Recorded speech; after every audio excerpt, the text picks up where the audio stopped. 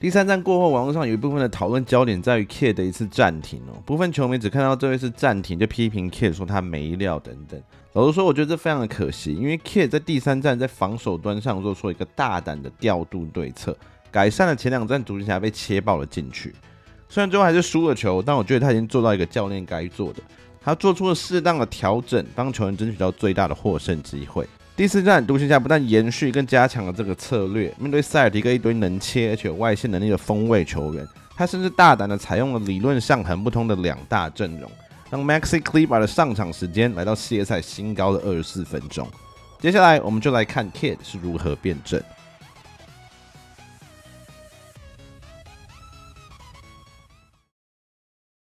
Luka, play up, Luka, invert it, low man, yo, make him drive, I'm with you, hey, watch the corner, Maxi, drop, Kai, get out, Kai.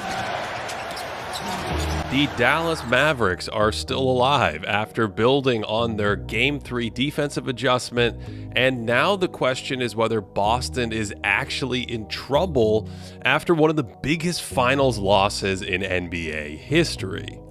The Mavs have struggled against Boston's penetration at the point of attack throughout much of this series, but in Game 4, Dallas's point of attack defense was much better right out of the gate, with Daniel Gafford switching onto Jason Tatum, then staying in front of multiple moves from him, and he does a great job contesting at the end of the drive.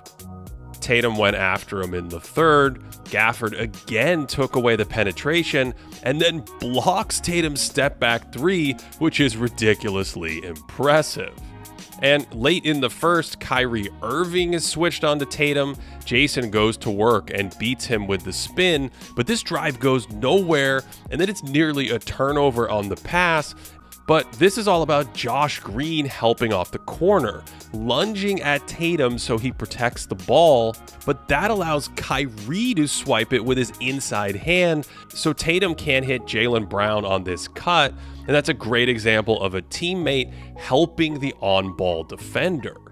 Remember, point of attack defense isn't just about the man guarding the ball. Maxi Kleber jumps out onto Tatum here, and it looks like he just stays with the shot pretty well, but it's actually a team effort because Kyrie influences Tatum by sitting right in his driving line, so he pulls the drive back and settles for the tough 3 instead.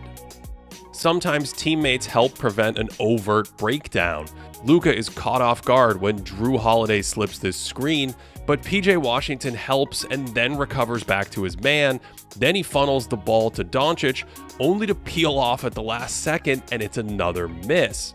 And this looks like Drew passes on a layup, but it's because he expects PJ to fully rotate, so Brown would be wide open, but instead Washington fakes that help, which gets Drew to pass, and then he can recover without giving up any real advantage. Boston shot 51% on its drives in the first 3 games, but just 32% in Game 4. And even when they chiseled all the way to the rim, they were often forced to their weaker hand. This time it's Green who switches out to Brown. He does really well to force him left, but Jaylen gets pretty deep before Derrick Jones Jr. saves the day, and Al Horford is inside Jones on this roll, so he's trying to seal him off, but Jones fights through and makes the great block. As we discussed in Game 3, Dallas had their centers stay low near the basket, roaming off the corner shooters in a kind of one-man zone. And we saw that again in Game 4, with Derek Lively running back to the paint, so he's not only leaving Boston's center, but he's roaming way off the corner shooter, and this helps Green at the point of attack because Holiday isn't thinking about a drive with Lively goalkeeping in front of the hoop. Drew pitches it to Tatum instead of a shooter. Green does a nice job containing him before Kyrie switches out to him, before Irving gets a little too aggressive and fouls. This time Lively's in his one-man zone. The Mavs help in the driving gap again. Tatum makes the early pass this time, which leads to a breakdown, but Lively's just waiting there, and even after a nice pass, he recovers to psych out Xavier Tillman. Here's a great example of Lively's goalkeeping. He's up on Horford to start the possession, realizes there's an opportunity to switch a teammate to Horford so he can roam closer to the rim, and now because of that, he's in a position to come over and help save a Kyrie breakdown. This one-man zone was super effective in this game because Al Horford only took 1 3, and Tillman isn't even thinking about shooting from above the break. The entire idea of having the center roam around in front of the basket is to help players like Luka when there's a blow-by on the outside, because Lively standing in front of the rim is a very different proposition than a wing or guard standing in front of the rim. Meaning when Holiday drives here, instead of a shot at the basket, it's at least a kick out to a shooter. Dallas actually flooded the paint even more in Game 4, with Brown getting a step on Doncic. Only 2 players are defending the rim because Gafford's playing goalie and Washington's pulled way over off the corner. Brown does make the pass, but this time Tatum doesn't take the open 3, and when they reverse it, Luka hustles to close out on Derek White. So in addition to roaming the centers, the other Mavs really wanted to shrink the court and help in the paint this game. This time Irving is a bit flat-footed, Tatum blows right by him, but Jones Jr. flies over to meet him early and just save that layup. Dallas's activity and defensive effort was way better in this game. Gafford falls down behind the play, immediately gets up and sprints down the floor, which was huge because it saved an easy layup.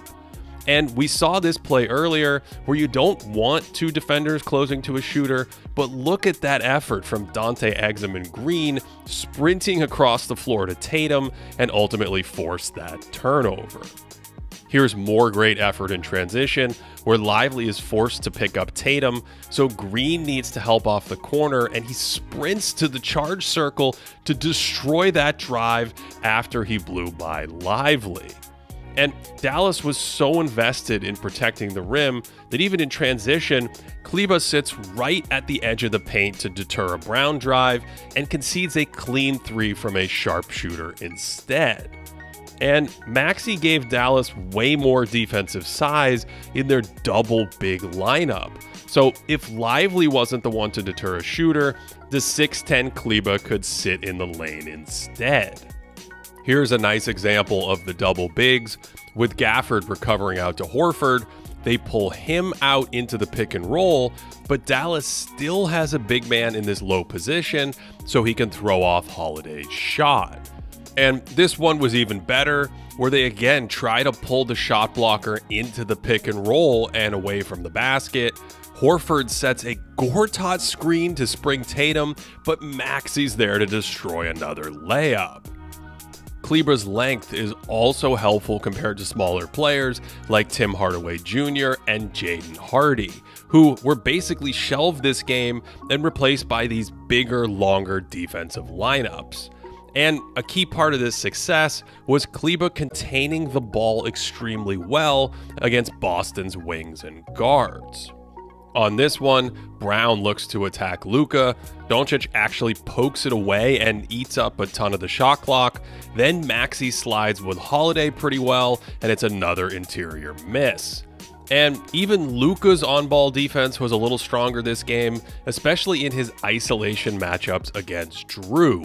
Although, I'm not sure if Holiday just had fumbleitis or if some of Doncic's physical bumps caught him off guard, but he had a ton of turnovers attacking Luka on drives like these. In addition to the one time Doncic used the old soccer kick defense to dispossess Holiday, the Celtics certainly had their share of self-inflicted wounds with some sloppy play throughout the night, in addition to the questionable decision-making we've seen where they fail to hit wide-open shooters as Dallas sagged more and more into the lane.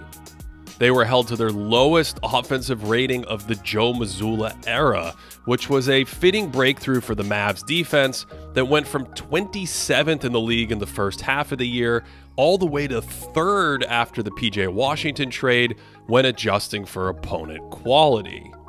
So, there are some clear areas for Boston to clean up and counterpunch with in Game 5, But for the first time in the 2024 finals, Dallas was really able to play the game on its terms and extend the series back to Boston for at least one more game. 所以 Kid 在今天的前2战外线球员被塞尔提克切爆后，在第3战开始就2瓶毒药选了1瓶喝，他让1名中锋球员一直沉退在禁区。那外线的球员呢，也更加注重在毒死塞尔提克球员的切入路径。反正独行侠显然没有办法两边兼顾，他们就选择降低塞尔提克攻框的效果，全力护框。然后他们的目的就是考验塞尔提克的轮转跟投射能力。如果塞尔提克的球的轮转好，外线又能把握空档，那独行侠真的是没得打，你各方面都输人，只能承认技不如人。那至少在第4战，独行侠这个策略是成功的，而且球员们自己也展现出了足够的竞争意识。他们加强了自己的防守强度，至少展露了骨气，避免在主场被横扫。相较之下，3-0领先的塞尔提克这场的明显的专注度不够。独行侠就是要封锁塞尔提克的切入，然后讨论他们轮转球的能力。那前3场组织相当好，又总是能阅读防守的 Tatum 又回到以前的老样子，好几次错过该传的球，不然就是自己硬拔3分。这正中了独行侠的下怀。Kid 的辩证，还有独行侠球员本身的苦气，替他们争取到了回到波士顿的机会。接下来就看塞尔提克能不能做出相对的应对。